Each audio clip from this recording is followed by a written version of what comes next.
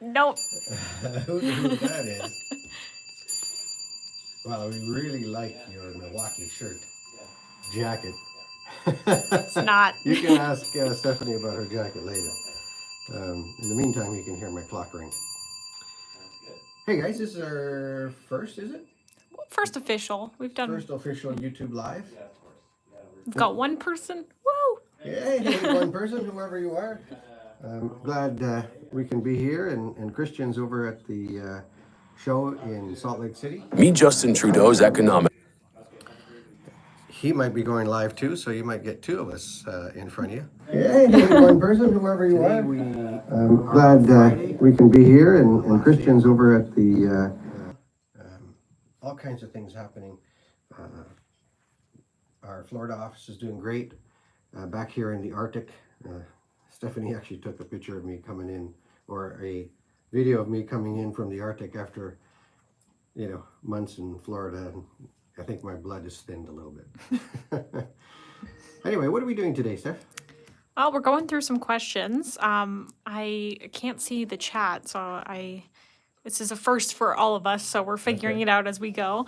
But we do have some questions here, so figured we'll just walk through the office, kind of show off our warehouse and answer some questions to help everyone. All right, let's take a tour. Okay. We're in my office now, right? Yep. Okay. She's unsure that. Looks like Well, looks like a dirty bedroom. It's I can only cut off so much. Well, I got my workout shoes, I got my work boots, and you can see I do some workout stuff here. So rather than go to the gym, I just make a little space. I got my fantastic desk, which looks like a wing of an aircraft from World War II. You can see the old Navy insignia, and then some history. Lots of history up here.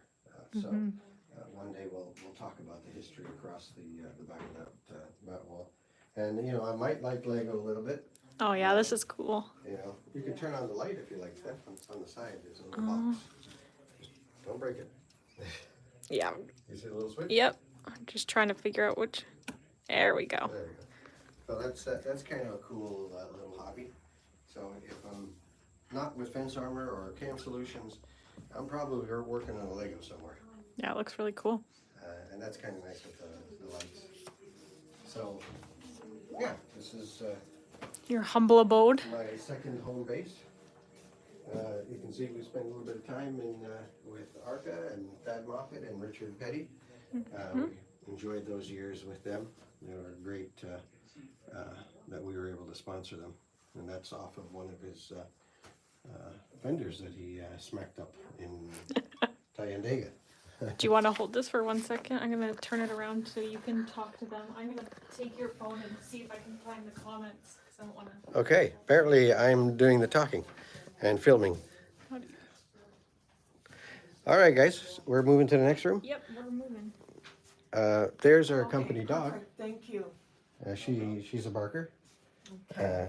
But I'll see ya. yeah, nonetheless, we like the company dog. And apparently she makes wet marks on the couch. Say hi, Nance. Hi, Nance. She keeps the place running. Yeah. Oh, look, another Lego. Okay, guys. Moving along, All right. you can see some Titan samples here. So for those of you buying baluster kits and stuff, and for those of you who've sent us fence signs, you'll see them back here. So thank you for sending your signs, and if you've got some more you want to send, do so anytime. And we come across here, and we move into some lighting and photography side of things, and some engineering side of things. So it's interesting to see when Stephanie is not filming something outside, she's doing some filming of product. And then, of course, at the front, we've got a little store, we'll say, where people can walk in off the street. And here we have a rot barrier stand where you can have a look at how they're installed and what they're done. And then across here, when you come in, you've got the another store display where you can see finials and caps. And here's our totem pole People really like that because it really tells a story of how to protect the post. All right, so you've got your rot barrier, you got fence armor above it, cap, and of course if you don't have that, you'll end up with one of these pretty quick. Alrighty. Okay, let me take it back. Oh, yeah. Okey-doke. So, next thing we've got is, well, I guess we don't really need to show the kitchen, but we got a kitchen. This is the exciting part. Woo!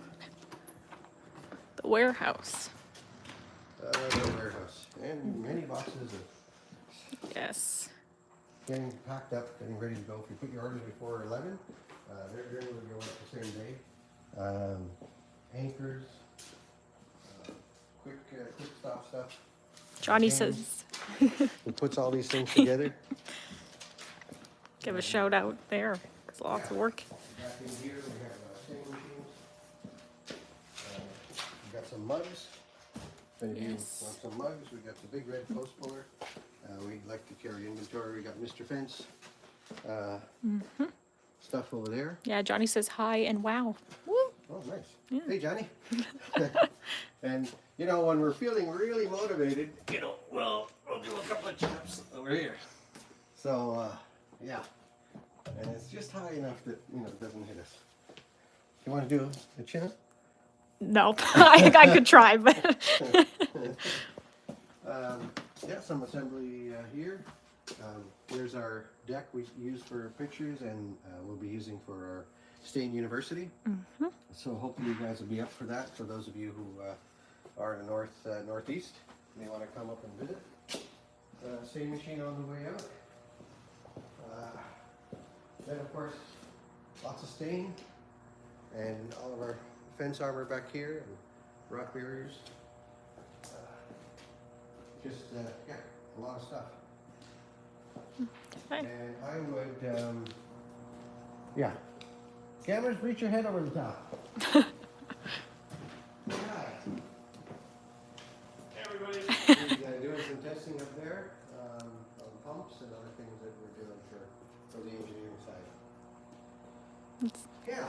All right, Steph. Well, this is, you know, kind of where everything happens, the brochures, all the stuff, t-shirts that are here, swag. Does anybody have any questions? Yeah, they're probably busy and their own stuff. Exactly. They see it, they probably will have the questions later. Exactly, which they can leave their questions in the comments. This will be live on our page. Yeah. But I think there were some other questions, weren't there? There were some other You wanna questions. come back to the office? Yeah, let's get serious. All right. Feel bad for these guys. They're on a roller coaster. Back of my head. Okay. All right, we're gonna try to stabilize you guys so you're not on a roller coaster. Where are we here? Okay. Okay, so are we gonna dive into the questions? Fire away. Alrighty. So the first one, we're just gonna get right into it. Johnny said LOL. So can a weed trimmer really destroy a fence post? And how do fence armor post guards stop the damage before it starts? Say that again? I wasn't paying any attention at all. No, just blacked out there. We'll start. So can a weed trimmer really destroy a fence post? And how do fence armor post guards stop that damage before it starts? Well, I guess we can look at this in different ways. Yes, if you have a spinning filament, whether that's, we'll say plastic or metal, it's spinning at 7,500 RPM or more, and then it's up against an object, it'll damage that object no matter what it is. So the damage reference on wood, it looks terrible and it starts eating away at the wood because the wood fractures away. If it's composite, it's really noticeable. If it's vinyl, it takes a little longer to notice. First thing you'll notice is the filament color transfers to the vinyl. So if it's white vinyl and your landscaper or you are using orange filament or black filament, you'll start to see the transfer of the color. But over time on the vinyl, that titanium dioxide coating that's on it to prevent UV erosion from the sun is microns thin, so it just goes away. And then over time, you'll start to see the bottom part of that fence start to turn to chalk. It really becomes like a powder. And if your lawnmower deck or other things hit it when it's cold, the post can crack. So yes, landscape equipment, weed whackers will damage all kinds of posts. The only thing that I would say is probably very forgiving is a galvanized steel post.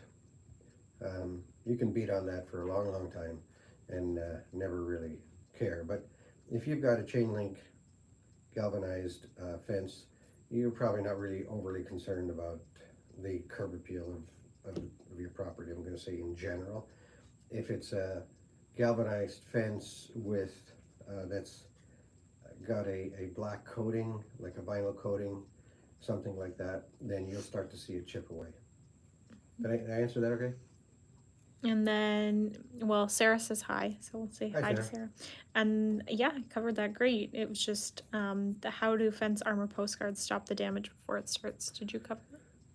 Well, obviously, the fence armor guards are made from American steel. They're clad on the post, so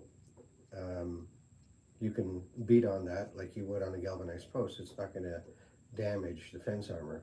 And what's nice about it is, even if your fence is installed, you can put it on. So if your posts are already damaged, you can put on fence armor and you have immediate gratification. It's immediately changed the look of that post and hidden the damage that's there. So it'll prevent any future damage from occurring as well. That's awesome. How's the audio? Because I think my audio is placed on the bottom, so we're learning as we're going on this one. Okay, ready for the next question? Yes. And feel free in the chat to pop in whenever you have questions. We can definitely answer those. These are just collected beforehand. So the next question is, what's the secret behind fence armor post caps, and how do they fight off rain, rot, and sun damage all at once? Try to steady my Well, the hand. secret is interesting. Post caps have been around for a long, long time. We just made it better. How did we make it better? Well, we're the only post cap in the world today that are designed to fit posts. For instance, on a 4x4, it'll fit a post from 3.5 or 3 3/8 all the way up to 4 1/8. And that's a pretty big range. So inside it we have a claw, and that claw, when you press down, as soon as you press it down, it locks into the wood. On some 4 1/8 posts, which are typically out west, you can actually pull out the 1/4 20 machine screw on the top and then actually fasten it even from the top right into the post. And we've got those if you need them. But the cap is designed kind of like a chimney, so it sheds the water all the way off the post, so you don't get the damage that would occur with rotting at the top of the post. Awesome. And it has the benefit of fitting our finials. So we have beautiful finials that you can create a fully decorative look on the top of your posts. One of them, in fact, our acorn will allow you to put a flag inside, so you can, have your favorite team or 4th of July celebration. You can stick some flags in the top of your post caps. Fancy schmancy. Mm-hmm. Okay, so now the one of the kapow questions is, all of this, is it DIY or pro? So how easy is it to install, and is it something a homeowner can do themselves or something they would need a professional? Kapow? Kapow. It sounds like an old Batman movie. Kapow, kaping. Yeah. Yes. Any do-it-yourselfer is able to do that. I would say maybe that, obviously, if you're going to be putting on the rot barriers or the rot guards where you're effectively you're putting in the post yourself, you may want a fence company to do it for you. But if you're handy and you're okay with building the fence, then you're we'll say an advanced DYIer. As far as putting on fence armor guards and the caps, yes, anybody can do that. Even me.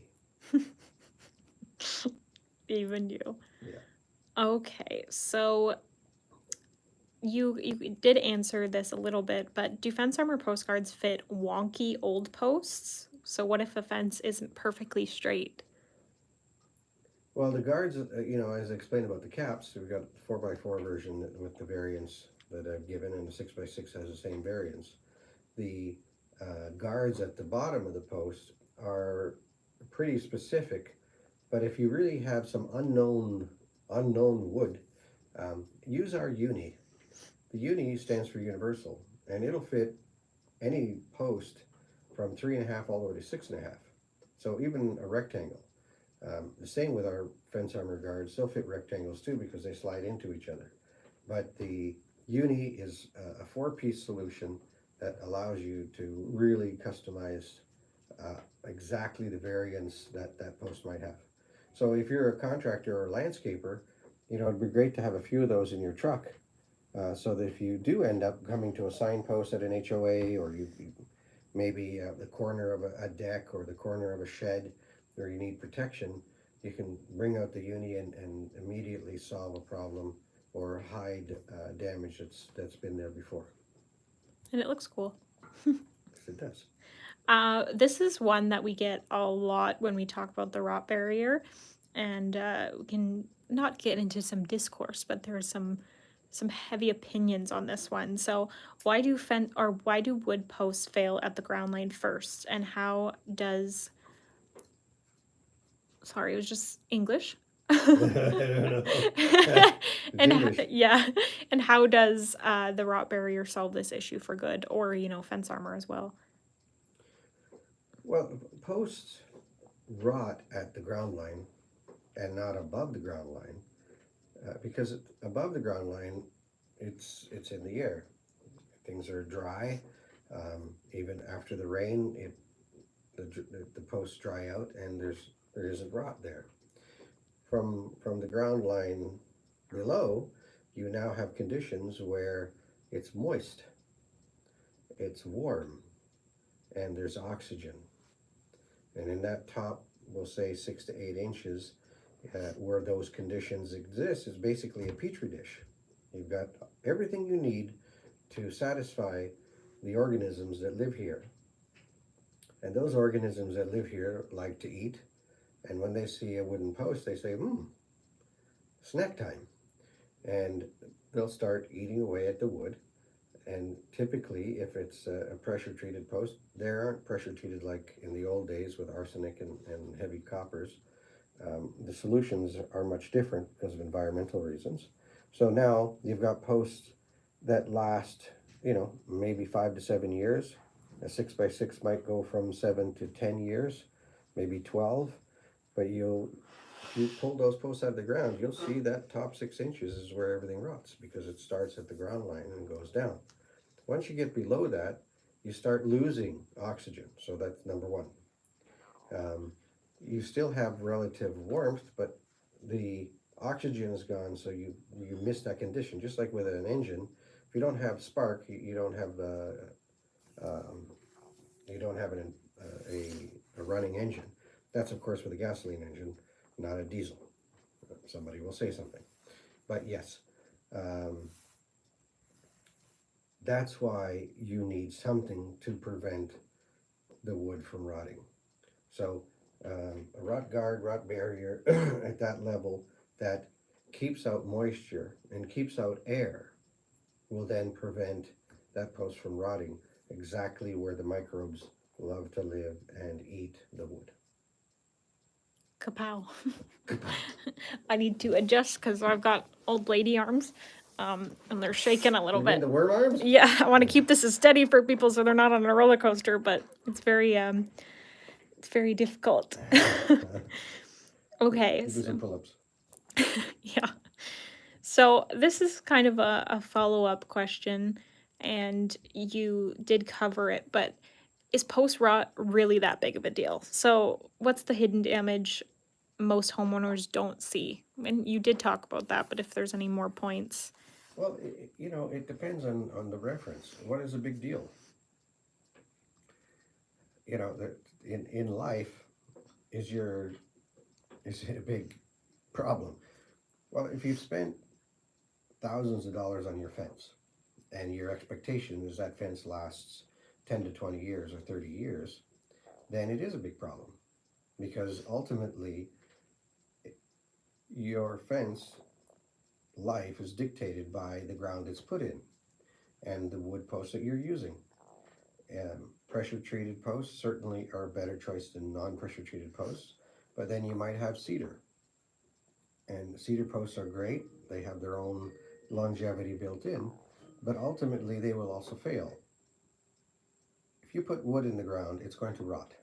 It's that simple. Now, there are all kinds of people who've done solutions with putting tar on them, with diesel, with all kinds of things that will help and certainly have worked in the past, but we've purpose built a solution that allows for rot to be deterred from the posts. If you don't care about that, then don't use it. But ultimately, for the small amount of dollars that it costs you to prevent the rot, that post is going to last you a long time. 20 years, 25 years, 40 years, warranties that are available. Whereas other solutions don't come with warranties. Um, so, based on a consumer, based on what the post is for, I mean, if you're putting a post in the ground to help grow your tomatoes, you know, you're not worried about it. But if you're putting a post in the ground, whether that's a sign post or a fence post or gazebo or deck posts, and they're going to be in contact with the earth or concrete, then you need something to prevent that post from rotting. You need. You don't need anything. You may desire to have a longer life for that post, and then as the suggestion is you use something to prevent that, that gives you a warranty. And as far as I know, there aren't really too many solutions that give you warranties um, to do to extend the life of a post. Kapow. Ding. So some of these questions are great because they're touching on things maybe we haven't mentioned in our YouTube videos, and a little, outside of the box is what I can think of right now. But it's, how does fence armor handle extreme heat, freezing winters, or heavy rain? Well, I mean, it's inert. It's kind of like your car being outside. It's made out of galvanized steel. Um, it handles the rain and the wind and the snow without any issues. So we use, like I said, American G90 powder coated steel. Um, it's designed to last, I don't know, it could last, well, many lifetimes. How's that? Kapow. So what is the difference? You did, maybe we'll skip that one. We went over that one a little bit.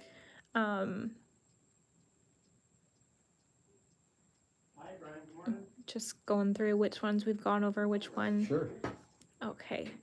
Well, we did touch about this a little bit, but wood versus metal posts, what's better? Well, again, it comes back to what style of fence you want. So, you know, if you're using a metal post, there are different types of metal posts. And certainly, metal posts typically will last a long, long, long time. You're using Schedule 40 pipe and you're pounding that in the ground, like in a no-dig situation. That's going to last many lifetimes. In most cases, there are some acidic soils and some reasons why some pipe will actually rot in the ground over a shorter period of time. Definitely going to last longer than wood. And then you can clad that post like a king post, king plus post, and now it looks like a wood post above the ground, but what's holding it is a steel pipe. And that makes a lot of sense, because at that point you now have a fence that still can be perfectly customized because it still looks like a wood post. But actually what is holding that is a steel pipe behind it. Some steel solutions have don't really have a post, we'll say, around it. So in fact, there are very limited solutions, very limited styles around that. And that's why a lot of people like wood posts, because they now can have a custom stick-built fence that reflects their personality. It's their fence, it's their style, and you can do that when you've got wood posts as opposed to fairly generic steel membranes. Awesome. Great job. Um, so for mostly homeowners, I'm thinking that for this question, but how do I know if my fence posts are already rotting? Like, what are the signs? Just push on it. Just do the test. It shouldn't do this. If it's doing this, You got a problem. don't push too hard. But the next windstorm, bada bing. And we have so many of that things happening like that. So that's all you have to do. Go to one of your posts and start just pushing it. And you won't have to put a lot of force on it. Because above the ground, you'll think, oh, that looks pretty good. And you'll start to push on it. And you'll see that it actually starts swaying. And what it's doing is basically it's, where the rod is, it's rotting over here. And just that inch or two above the ground is it's being held together by just little fibers like that. And it won't be long. And it'll give way, sadly. So you can wait till it's down. But if you have panels that are next to it, you can salvage the panels and then just replace the posts. That'll be one solution. If you've been staining your fence regularly, the wood's going to be in good shape. So, saving those panels will make a lot of sense. And the next time you put a post in the ground, make sure you've got it protected with the fence armor, rock guards and rot barriers. So that kind of leads into the next question: is what is the best way to extend the life of a wooden fence? I think we've got that covered. So this, Yeah. extending that life, obviously, if you've got a fence that's going to last you 20 years, you want to protect the wood, you want to stain it, you want to give it oil that it needs to keep it healthy. Once the wood starts drying out, obviously it starts to crack and so forth. So keeping it moisturized, as it were, will extend the life of that fence and make it look good. Because ultimately, you've got a fence to keep your pets in potentially and keep other creatures out, human and or other. But you'd like it to look good. So keeping it stained is one way to do that. Okay, so now we're going on to the pro level questions. Dun Ooh. dun dun dun. Pro level. I'm not sure if I'm qualified. Starting to sweat. Okay, so the first question is: will the added layer of protection affect the natural expansion and contraction of the wood? No. I'm going to say no, with some caveats here. If you were to take a wood post and you were to bring it inside, we'll say, it's going to dry out. And if you've put on a barrier when the wood was wet, and now you bring it in and it's dry, then you're going to have some contraction of the wood. So in fact, it may contract easily, maybe a 1/16 aside. So depending on the membrane you're using to protect the wood from rotting, it may in fact release a little bit from the wood. So in a case like that, that would happen. But in real cases where you're using it in what it was extended for, as the wood is outside, it's in the ground, and at that point, there's always a level of, we'll say, moisture in the air, humidity, that keeps that where it's supposed to be. So you're not going to get that situation. If the membrane is above the ground and you've weed whacked it, or it's peeled back from rodents or animals, and moisture gets down into that barrier, then yeah, you could have a situation where it'll rot.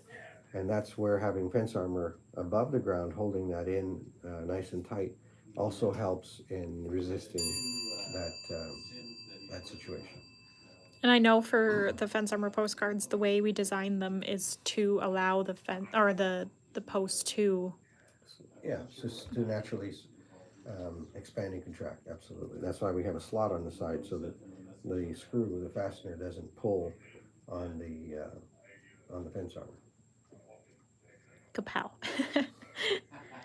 um,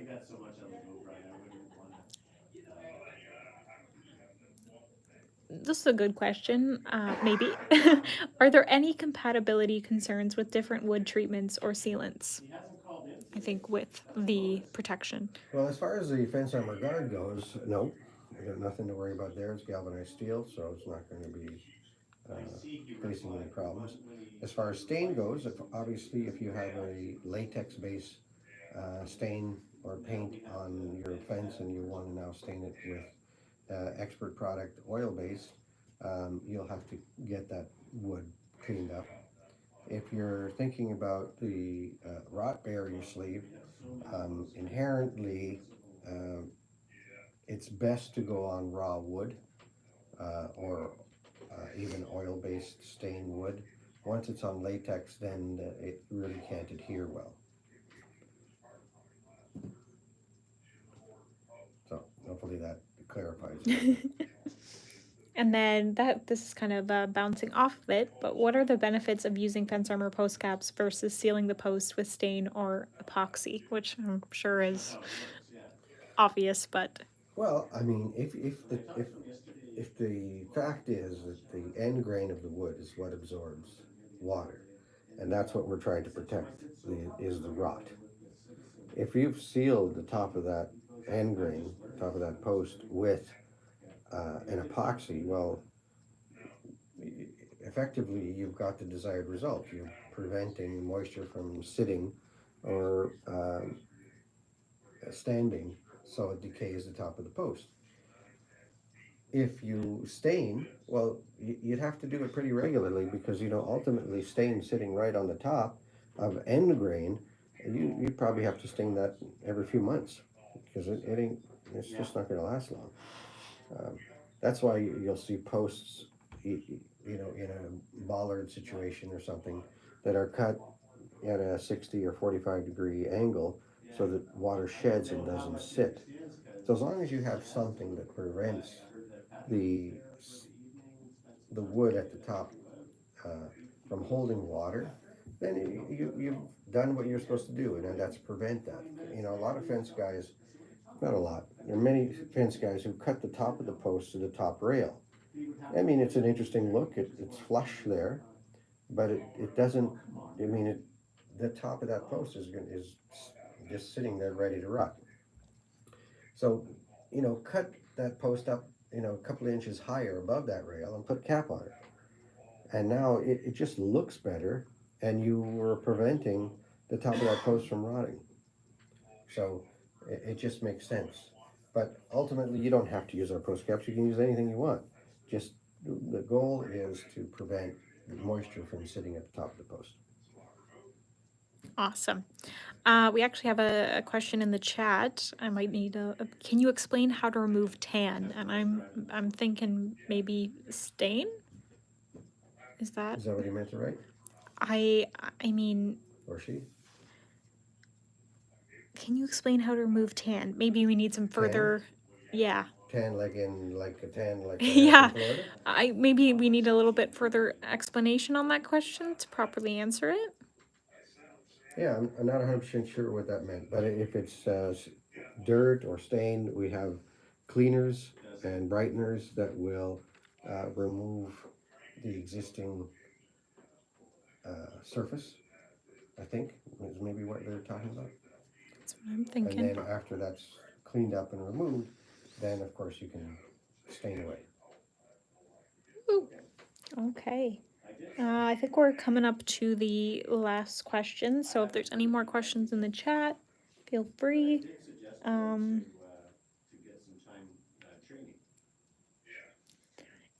we did kind of touch this too, but is there a best practice for installing postcards on uneven or sloped terrain? Yeah, actually, it's a pretty good question. Uneven or sloped can also mean a situation where you have a taper like you would for a swing set. And in a case like that, I would use the 6-inch high Pro Series fence armor. So when you're putting them on, you typically on level ground, they're sitting in like this. But if they're on an angle, then you can shift them. And now one can get a bit higher, one can be a bit lower, but at the angle of the ground that you're on, based on that post being on an angle. So yeah, you can, fence armor slips in itself, as it were, and you can create a scenario where you have a protection on an angle. Awesome. And we do have a video showcasing that if you want to check it out on our channel. It's we the playset protection video. So yeah, I think that we covered a lot of things. I think that wraps up the questions. If there's no further questions in the chat, we can go to closing thoughts, if you will. Closing thoughts. Well, thank you for watching our live. It was nice to have you here at this particular office. I hope to do a live out with Caleb down in Tennessee to show you our little spot down there. And yeah, we'll have to do a Florida one too. Mm-hmm. So keep watching. We really appreciate your support on the channel. We really appreciate your support with the Fence Armor products. It means a lot to us. We're very proud of the products. They really solve a situation that is everywhere. At the bottom of every post you look at, there's damage from lawn equipment.